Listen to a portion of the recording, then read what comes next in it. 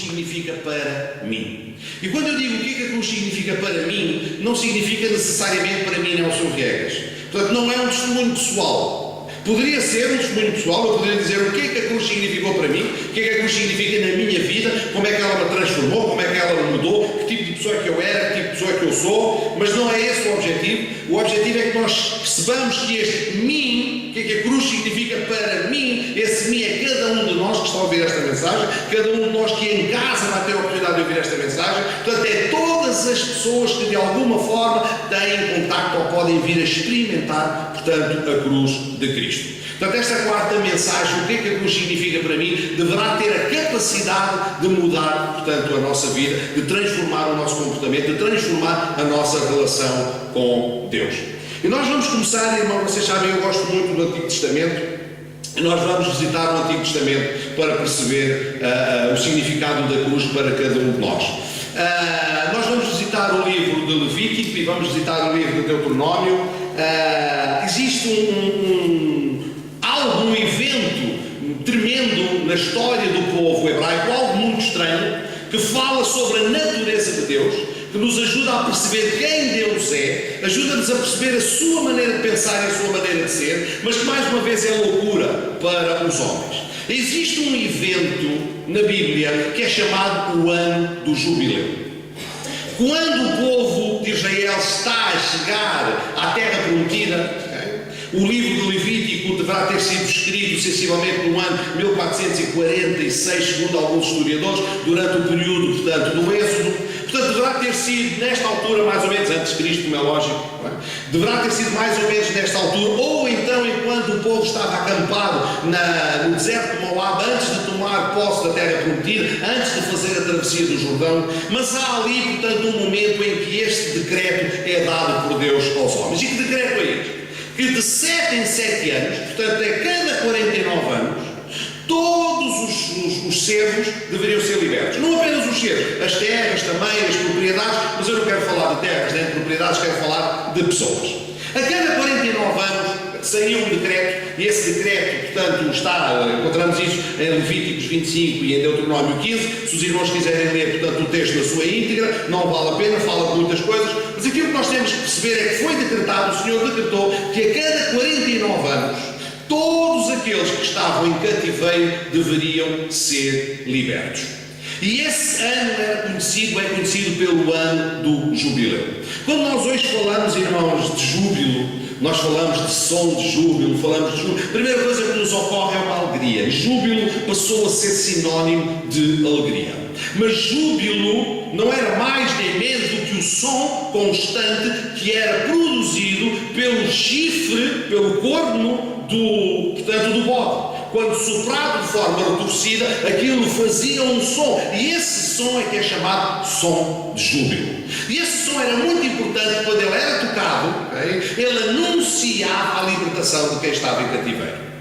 Era uma forma que Deus estava a dizer ao povo: vocês também estiveram em cativeiro quando estiveram no Egito. Portanto, isto era uma forma de recordar os judeus que agora viviam em liberdade, que eles próprios já tinham sido cativos. E para que não se esquecessem do grande livramento que Deus tinha trazido sobre a vida deles, eles eram agora chamados a trazer liberdade também àqueles que estavam em cativeiro. Agora imaginem, irmãos, como é que era a vida deste povo, não é? Que de 50 em 50 anos, sensivelmente, eles estavam à espera de quê? Que este som de júbilo, que o som desta corneta tocasse, porque era a oportunidade que eles tinham de fazer o quê? De reaver as suas vidas de volta, de voltar às suas famílias, de voltar, portanto, às suas terras, de voltar, portanto, à vida que eles tinham antes de entrar em cativeiro. Portanto, isto era um ano especial, era um momento muito especial em que a vida de alguma forma era devolvida, portanto, a estas pessoas. Era algo inédito. E se pensarem bem, irmãos, isto é uma loucura. Não faz muito sentido. Se nós pensarmos isto nos dias de hoje, se nós pensarmos que a cada 50 anos temos de devolver tudo o que temos, o terreno que compramos devolvemos ao antigo proprietário. Bom, hoje não temos servos, não é? Não temos escravos, e ainda bem. Naquela altura o conceito também não era um conceito de escravatura, era um conceito como nós temos hoje de empregado, era empregado doméstico. era aquele que trabalhava, era um assalariado, portanto, na terra. Mas teria sido comprado por alguma razão, poderiam ter sido escravos de conquistas. Não nos esqueçamos que os hebreus conquistaram a terra prometida e fizeram, portanto, muitos servos. Mas Deus, que é um Deus de misericórdia, instituiu esta lei que é estranha muitas vezes para os homens. Porquê que a cada 50 anos eu tenho que devolver, portanto, aquilo que tenho? Para quem está em cativeiro, isto era uma alegria tremenda. E, irmãos, aquilo que eu vos quero dizer é que tudo aquilo que acontece no Antigo Testamento é um tipo daquilo que acontece no Novo Testamento. Então, este ano do jubileu é um tipo da libertação que nós encontramos em Cristo. Segundo alguns historiadores, irmãos, isto aconteceu sensivelmente no ano de 1446, portanto, antes de Cristo, deve ter sido mais ou menos esta data em que isto aconteceu. Mas o que é interessante nós percebemos, a primeira vez que o jubileu, portanto, foi exercido. Mas o que é interessante percebermos é, de acordo com alguns historiadores, se nós contarmos o número de jubileus até o ano do jubileu, que aconteceu no ano 26 depois de Cristo. Foi o 30º ano do jubileu, aconteceu no ano 26 depois de Cristo. Este ano 26 depois de Cristo é uma data muito importante. Porquê? Porque Jesus Cristo tinha 30 anos e começava a exercer o seu ministério. Portanto, quando se celebrava o 30º ano do jubileu, okay? O 30º conjunto de 50 anos, celebrava-se precisamente no ano em que o Senhor Jesus Cristo completa os seus 30 anos e Ele próprio celebra o ano do jubileu. E como é que começa, irmãos, o ministério do Senhor Jesus Cristo? Isto é muito importante que a gente perceba. Percebemos isto, temos que ler Lucas 4, 18 a 21, se os irmãos estiverem aí. Lucas 4, 18 a 21, e diz assim: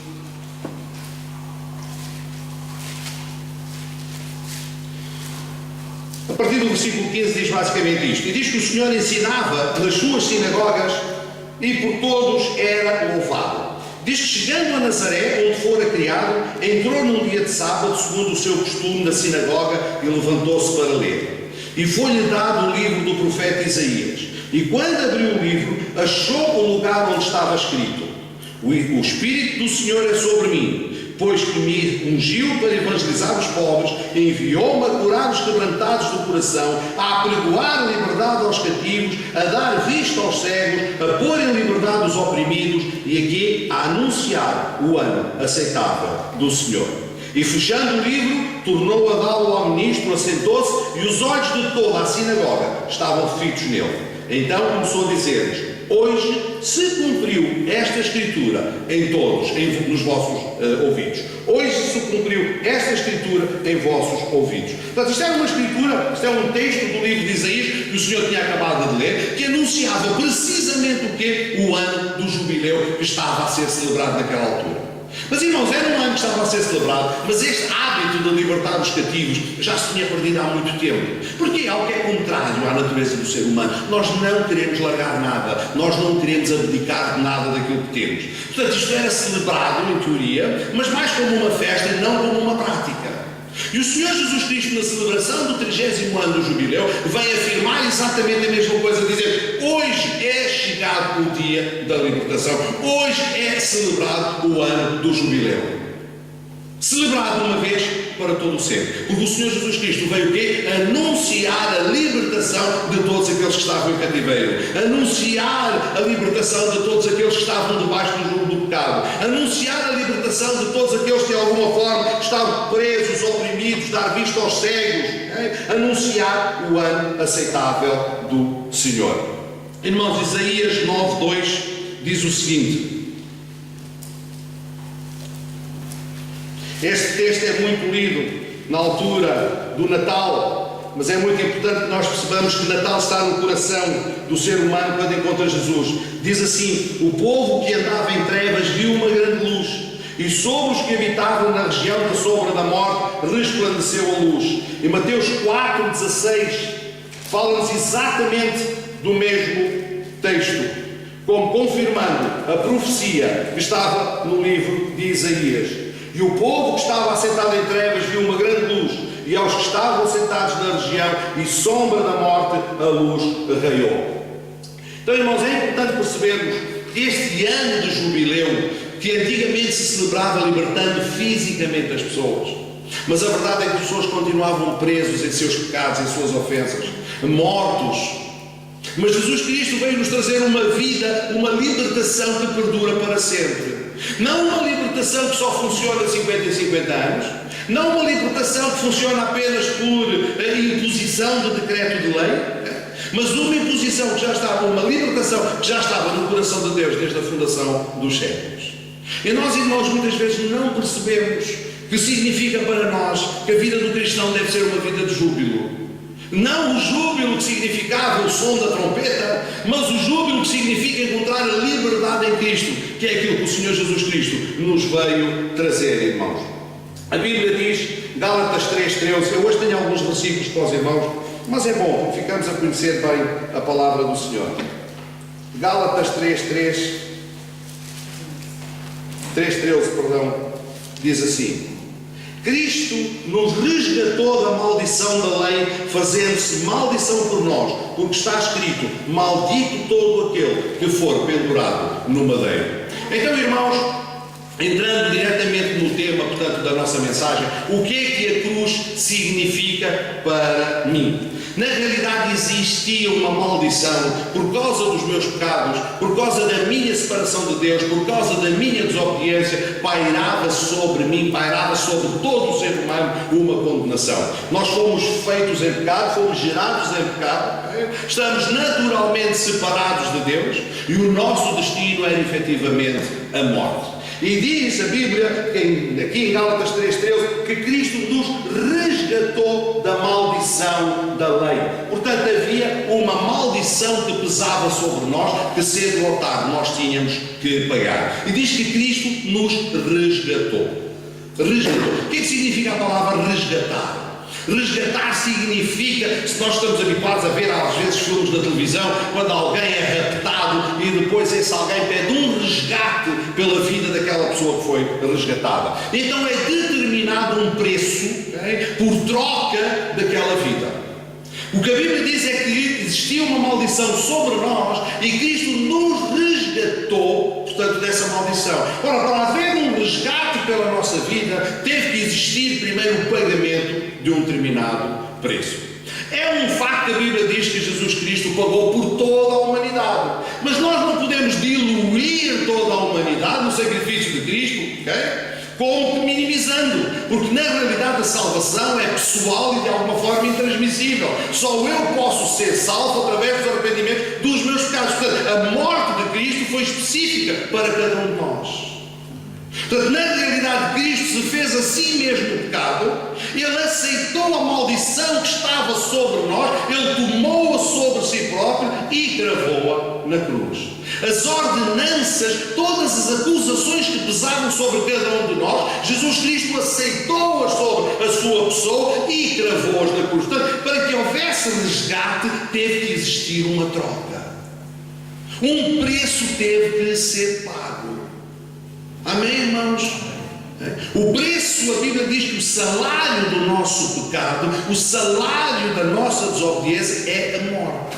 Portanto, o preço que nós devíamos pagar era a morte. Aquilo que nos estava destinado era uma morte eterna, era uma morte espiritual, para além da morte física que nós vamos experimentar do nosso corpo, mas que depois será transformado. Mas há uma morte, um afastamento de Deus, no qual nós estávamos a viver. Portanto, nós estávamos aonde? Nós estávamos em posse do inimigo. Nós estávamos em posse, nós estávamos mortos em nossas ofensas e em nossos pecados. A nossa vida estava nas mãos do maligno. A nossa vida estava nas mãos da perdição. Nós não éramos de Deus, não sendo de Deus, seríamos de quem? Perdidos em nossas ofensas, seríamos do diabo. O diabo teria controle sobre a nossa vida. A nossa alma estava perdida, entregue nas mãos do diabo. E o que é que aconteceu? Deus fez uma espécie de negócio. É como se o diabo estivesse a dizer: ok, estes todos são meus, toda esta população é minha, todos eles se desviaram, todos eles pecaram. E provavelmente o inimigo estaria a celebrar, dizendo: por causa do erro de Adão, toda a humanidade neste momento está condenada. E estando a humanidade toda condenada, o diabo estaria a dizer: são meus. Toda a humanidade humanidade estava condenada, porque a Bíblia diz que não há só um justo. E é interessante, irmãos, olhar para esta espécie de arena, esta espécie de lugar de batalha, onde vemos o diabo com as almas de todos aqueles que estão perdidos, porque todos estavam perdidos. Antigamente o sacerdote todos os anos fazia um sacrifício para a remissão dos pecados, mas essa remissão dos pecados não era permanente, porque apenas cobria os pecados, não limpava os pecados. E Deus teve que entrar numa negociação muito interessante. Deus teve que entrar num pacto, teve que entrar num negócio. E é como se Deus tivesse virado para o diabo e tivesse dito: eu quero essas almas. Eu quero essas almas. Essas almas são minhas. Eu quero essas pessoas todas para mim. Mas havia um preço a pagar. E esse próprio preço estava escrito na lei. Porque a Bíblia diz, e a Bíblia foi escrita pelo Senhor: o salário do pecado é a morte. Portanto, alguém tinha que morrer, alguém tinha que pagar aquele preço para que este resgate pudesse ser eficaz. E é interessante que na parábola das pérolas, diz o Senhor Jesus, está a contar, e diz que o reino dos céus é como um negociante de pérolas. E esse negociante de pérolas anda de terra em terra à procura de pérolas para negociar. E diz que chegando a um determinado local ele encontrou uma pérola de grande valor. E o que é que ele fez? Ele foi vender tudo aquilo que tinha. Ouça, foi vender tudo aquilo que tinha. Ele teve que se livrar de tudo aquilo que eram as suas posses. Este negociante teve que se livrar de tudo aquilo que tinha. E tudo é tudo, não foi apenas uma parte. Ele teve que se livrar de tudo aquilo que tinha. Para quê? Para adquirir aquela pérola de grande valor. Irmãos, o negociante aqui é Deus. Deus olhou para mim, Deus olhou para ti, Deus olhou para cada um de nós, e onde nós vemos desgraça, onde nós vemos pecado, onde nós vemos dor, onde nós vemos falta de amor, onde nós vemos perdição, onde nós vemos porcaria, onde nós vemos tudo aquilo que não presta, Deus olhou e viu uma pérola de grande valor. Deus olhou para mim, olhou para ti e disse: eu quero-te. Eu quero-te. Mas acontece, irmãos, que nós já tínhamos dono. Nós já tínhamos dono. Nós estávamos debaixo de um rapto. Nós tínhamos sido raptados pelo inimigo. A nossa alma estava na posse do diabo, do inimigo, de Satanás. Não era nossa. Estávamos condenados em nossos pecados, em nossas ofensas. Mas Deus disse: eu quero-te. Tu és meu, tu és minha. Olhou para nós e viu uma pérola de grande valor. Mas foi preciso entrar num negócio. Porque o diabo provavelmente deverá ter dito: sim, mas espera aí, isto aqui vale muito dinheiro. Estas pérolas que tu achas que são muito de grande valor, realmente são, isto vale muito dinheiro. O que é que estás disposto a pagar? Quanto é que pagas? Quanto é que pagas pelo Nelson? Quanto é que pagas pelo José, pelo Humberto, pela Lu, pela Lau, pelo Rubens? Quanto é que pagas? Pelo Rufino? Quanto é que pagas para poderes ter estas pessoas contigo? E a Bíblia diz que ele foi vender tudo aquilo que tinha. Quem é que morreu por nós? Foi Jesus. Quem é Jesus? Deus, juntamente com o Pai. A Bíblia diz que ele se esvaziou da plenitude da sua divindade. Deus, o Verbo, se fez carne, habitou entre nós e veio morrer por nós. Veio ele pagar o preço, veio ele pagar o resgate para nos ter de novo para com ele. Amém, irmãos? 1 Coríntios 8:12 diz que nós fomos comprados por um preço muito alto. E diz em 6:20 e em 7:23 diz que nós fomos comprados por um preço muito alto. Nós estávamos mortos em nossas ofensas e em nossos pecados, mas Deus pegou em tudo aquilo que tinha, foi na sua própria essência, no seu Filho amado, o seu único Filho. Deus se esvaziou a si próprio, tomou a forma de homem e veio morrer para resgatar, para comprar, para entrar num negócio com as trevas. Para quê? Para nos tirar das trevas e nos trazer novamente para o reino do seu Filho, para o reino da luz. Irmãos, Deus pagou um preço muito caro, muito alto. E nós vivemos muitas vezes uma vida a pensar que valemos pouco, queixamos-nos demais, sofremos demais, achamos que a vida é uma desgraça, que tudo nos corre mal, que somos uns desgraçadinhos, quando na realidade Deus olhou para nós e viu-nos como uma pérola de grande valor. O problema, irmãos, é que nós olhamos para nós próprios através do quê? Através do peso que carregamos. É como se nós tivéssemos uma lente. Olhamos para mim, eu, Nelson Viegas, olho para mim através de uma lente do peso que carrego. E então vejo-me pesado e carregado. Ou então olho para mim através dos meus erros e das minhas falhas. E quando eu olho para mim através dos meus erros e das minhas falhas, a primeira coisa que eu digo é: não prestas. Falhaste outra vez, caíste outra vez, disseste que fazias e não fizeste. Olho para mim através dos meus erros e das minhas falhas. Olho para mim através das minhas culpas. E quando cada um de nós olha para si próprio, através do peso que carrega, das suas falhas, dos seus erros, dos seus pecados, nós aquilo que vemos na realidade não gostamos. Mas é assim que Deus olha para nós? Não é assim que Deus olha para nós. Porque Deus olha para nós através do sangue de Jesus. Porque todos aqueles pecados que nós cometemos, quando Jesus fez este negócio, disse: eu vos vou resgatar, Ele pagou com o seu sangue. Nós não fomos comprados por prata nem com ouro, nós fomos comprados pelo próprio sangue de Jesus. E é este sangue de Jesus que nos lava, que nos transforma, que nos liberta. Quando Deus olha para nós, não vê o nosso pecado, não vê a nossa falha, não vê o nosso erro, não vê a nossa podridão. Quando Deus olha para nós, Ele olha através do filtro do sangue de Jesus Cristo.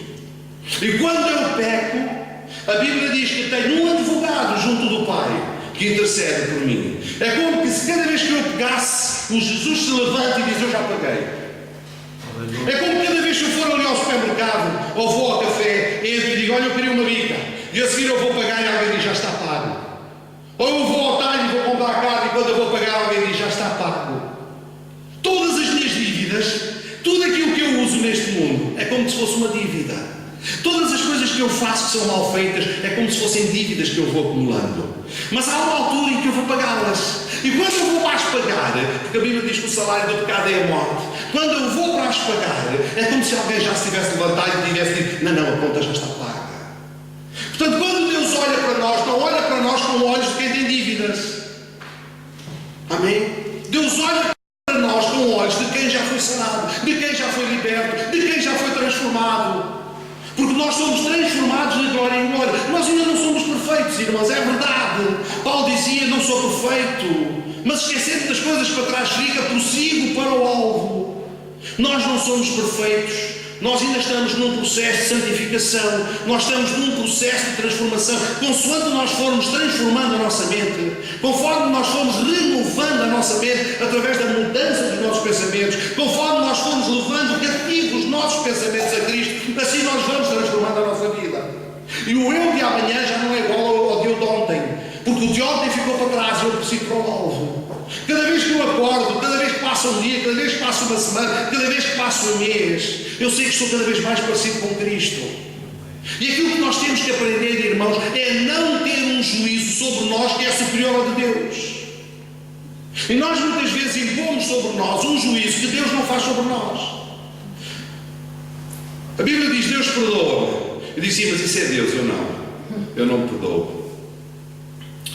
Eu sei que Deus é bom e tal. Não, mas eu tenho que pagar, eu tenho que sofrer, eu tenho que ir de joelhos aqui ou acolá, eu tenho que fazer isto, eu tenho que fazer aquilo. Então nós achamos que a nossa misericórdia, ou que a nossa moral, perdão, é superior a Deus. Deus perdoa-me, mas eu tenho o direito de me castigar. Deus não me condena, mas eu tenho o direito de me condenar. Então o que é que nós estamos a fazer? Nós estamos a dizer a Deus que a nossa justiça é melhor do que a dele. Ele tem a capacidade de nos perdoar qualquer que seja o nosso pecado ou a nossa ofensa, mas nós achamos que não, que devemos ainda pagar aquilo que Ele já nos perdoou. Então nós estamos a dizer que a moral de Deus é: Deus está-se nas tintas, e não é verdade. É que Deus olha para nós através do sacrifício de Jesus Cristo. Deus valoriza o sacrifício que Ele fez naquela cruz. E nós temos que aprender, irmãos, a valorizar esse sacrifício também. Agora, irmãos, a Bíblia diz que nós fomos resgatados. Mas o resgate, irmãos, só significa uma mudança de posse. Significa que nós antes tínhamos um dono e agora passamos eventualmente a ter outro dono. Mas nós fomos resgatados para a liberdade. Nós não fomos resgatados para a servidão. Portanto, um resgate significa que nós estávamos presos. É como se nós estivéssemos encarcerados, okay? E por uma razão qualquer, como aconteceu muitas vezes com Paulo ou com Pedro, um tremor de terra, um anjo que veio abrir as portas e eles deixaram de estar em cárcere, deixaram de estar presos, deixaram de estar nas mãos de quem os fazia cativos. Assim também somos nós. Cristo nos resgatou. Mas nós, irmãos, o resgate vem também a remissão, que é algo que nós temos que aprender a perceber e incluir na nossa vida. Porque a remissão, perceber o conceito da remissão na nossa vida, retira sobre nós o sentimento de culpa que nós muitas vezes pomos sobre nós, de ainda não sermos perfeitos. De gostarmos de estar já num determinado nível de santidade, que às vezes nós não estamos. Eu não sei se os irmãos são como eu gostava de ser tão espiritual que nem sequer sujar o chão. Sério. Eu gostava de, quando caminhar, de poder flutuar de forma a nem tocar no chão. Ser tão espiritual que quase flutuar. Mas infelizmente não sou. Quando piso no chão ainda sujo. Não é? O que significa que na verdade não sou perfeito. Mas eu não posso deixar que essa noção de imperfeição signifique para mim uma condenação. Porque nem Deus me condena. Porquê? Porque não pode, por causa do sangue de Jesus. O sangue de Jesus, a morte redentora de Jesus na cruz, não permite que sobre nós exista condenação. Sabem porquê? Deus é fiel à sua palavra e diz: não existe mais condenação para quem está em quem? Em Cristo Jesus. Não é possível, não pode. Então, se Deus não me condena, por que razão me deu condenar? Por que razão eu hei de viver debaixo de um fardo? Se em Cristo Jesus não existe mais condenação nenhuma para mim, então por que eu trago condenação sobre a minha vida? Porque eu ainda não percebi o significado de remissão. Irmãos, Lucas 1,68, eu vou ler para vocês. Em Lucas 1,68, tem a ver com o nascimento de João Batista, mas principalmente por causa daquilo que João Batista ia fazer. Este capítulo de Lucas é muito grande. 1,68 diz assim: bendito o Senhor Deus de Israel, porque visitou e remiu o seu povo. E vamos ler Colossenses 2,14 para ajudar a perceber melhor o conceito. Colossenses 2,14 diz assim: havendo riscado a célula que era contra nós nas suas ordenanças, a qual de alguma maneira nos era contrária, e atirou do meio de nós, cravando-a na cruz. Então, irmãos, vamos perceber este conceito de uma vez por todas e vamos deixar que este conceito entre na nossa vida e transforme a nossa forma de pensar. Então vamos juntar a remissão com o resgate. Se eu só tenho resgate, eu sou um fugitivo.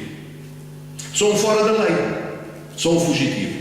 Significa que eu estava preso, okay, por uma condenação qualquer. A condenação era justa, eu tinha que estar em cativeiro, mas por uma razão qualquer eu fui resgatado. Fui resgatado, que alguém pagou o preço, eu saí, mas eu continuo em cima de mim com a condenação. É só até ser preso outra vez. É como se houvesse um terremoto qualquer, as portas da prisão abriam-se e eu, fugia. Mas continuava a pesar sobre mim, eu estava em liberdade, mas continuava a pesar sobre mim o quê? A condenação que me tinha posto em prisão. Amém, irmãos? Mas a Bíblia diz que com o resgate vem também a remissão. Deus visitou o seu povo. E ao visitar o seu povo, remiu. Por isso diz aqui: havendo riscado a cédula que era contra nós nas suas ordenanças. Então o que é que isto significava? No tempo do Antigo Testamento, que era o tempo em que Jesus Cristo vivia, quando alguém, aliás, não é muito diferente hoje. Nós muitas vezes passamos numa montra, numa loja, e vemos afixado um edital, não é, de penhora, por exemplo. Alguns já vimos nas lojas, está qualquer coisa afixado que diz que há uma penhora sobre aquele, há uma ordenança, significa que aquela pessoa, aquela empresa, qualquer coisa, tinha dívidas. Então colocou-se, portanto, uma ordem de penhora, colocou-se uma ordenança sobre os bens, portanto, daquela pessoa. Antigamente funcionava exatamente assim. Quando as pessoas tinham dívidas, então havia uma ordenança, uma espécie de um documento de dívida que era afixado publicamente, no edital. É exatamente a mesma coisa hoje. E então, ou seja, eu posso estar em liberdade, mas sou um fora da lei, sou um fugitivo. Porquê? Porque as ordenanças contra mim ainda lá estariam. Mas que com a libertação veio também a remissão. Então os meus pecados não foram apenas cobertos, foram remidos, foram arrancados, foram extirpados. Diz aqui que, havendo riscado a cédula que era contra nós, ou seja, havendo riscado as acusações que existiam contra nós, okay? A qual de alguma maneira nos era contrária, atirou do meio de nós, e onde é que a pôs? Cravou-a no meio da cruz. Então significa que as acusações que existiam, tudo aquilo que era contra nós, deixou de ser contra nós, deixou simplesmente de existir. Então eu passei verdadeiramente a ser um homem livre. Verdadeiramente deixei de estar debaixo da condenação, porque tudo aquilo que me condenava foi cravado na cruz.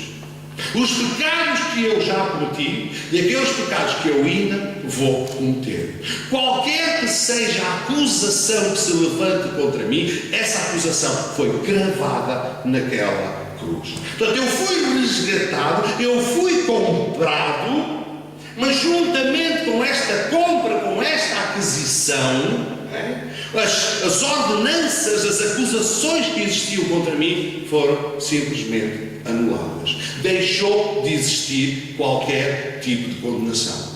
Irmãos, se deixou de existir qualquer tipo de condenação, deixou de existir qualquer tipo de acusação, deixou de existir também qualquer preço a pagar. Irmãos, infelizmente, há muitos de nós a pagar preços de sofrimento, os quais não são nossos por direito. É verdade que o Senhor diz: no mundo tereis aflições, mas também diz: tem bom ânimo. Amém? E nós muitas vezes, irmãos, ficamos com a parte apenas das aflições e esquecemos que a seguir às aflições vem ter bom ânimo. Porquê? Porque Ele venceu o mundo. Qual é a vitória que vence o mundo? É a nossa fé. Nós não temos que lutar contra um inimigo que já está vencido. Nós temos que usar da fé contra esse inimigo. Jesus já o venceu, Jesus já ganhou. Nós só temos que utilizar a fé em Cristo para nós também sermos vitoriosos. Amém. Irmãos, agora acontece uma coisa muito engraçada e eu vou fechar esta mensagem voltando ao início. No livro do Levítico e no livro de Deuteronômio, quando o ano de jubileu foi instituído, diz que se o servo não quisesse ser livre, ele podia ficar cativo do seu senhor. Bastante que para isso, com uma sedela e com a orelha encostada à porta, lhe fosse furada a orelha. Então, irmãos, isto pode parecer uma coisa muito gira. Ele era tão bem tratado pelo patrão que ele agora quer ficar servo. Irmãos, a Bíblia diz que nós fomos comprados por um preço tão alto que não nos ponhamos novamente debaixo da servidão de qualquer homem. Mas nós, irmãos, o que é que estamos a fazer? Quando nós trazemos condenação sobre nós outra vez, estamos-nos a pôr debaixo da servidão da qual Cristo já nos libertou. Quando trazemos condenação sobre a nossa vida por causa dos nossos erros, eu não estou a dizer para nós errarmos à vontade. Eu estou a dizer para não errarmos. Ok? Nós devemos fazer tudo aquilo que estiver ao nosso alcance para sermos imitadores de Cristo, sermos perfeitos como Ele é perfeito. Mas nós não vamos conseguir fazer enquanto o nosso corpo não for glorificado. Agora, Deus dá-nos uma escapatória tremenda que diz que não existe acusação para aquele que está em Cristo. Portanto, eu não posso pôr novamente debaixo de servidão quando Cristo pagou um preço tremendo com a sua própria vida para me dar a liberdade. A Bíblia diz: conhecereis a verdade e a verdade vos libertará. E Ele próprio é o caminho, a verdade e a vida. Então nós temos esta liberdade em Cristo, comprada uma